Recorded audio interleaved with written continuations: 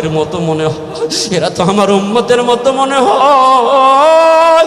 কখনো নেব ঈমান, আরে বাতিটা কখনো জ্বলে কখনো নেবে।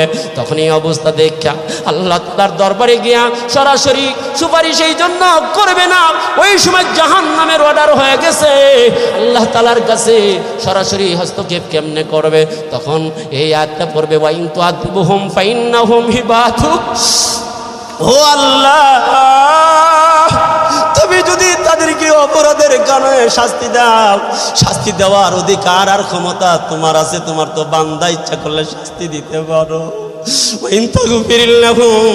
তুমি যদি তাদেরকে ক্ষমা করো, ফাইন্নাকা আনতাল আজিজুল হাকীম, আল্লাহ তুমি মাফ করলে কারো কাছে আদালতে কারো কাছে জবাবদিহি করতে হবে না।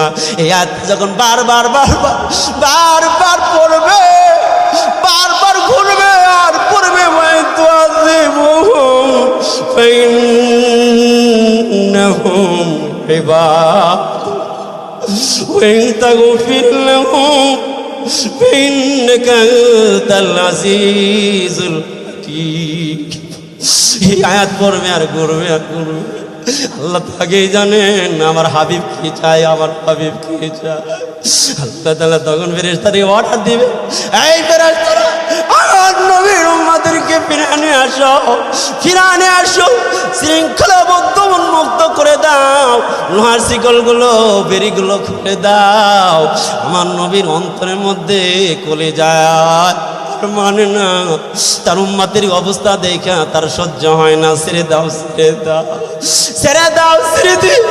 এই লোকগুলো আল্লাহ তাআলা ক্ষমার ঘোষণা দিয়ে দিবে।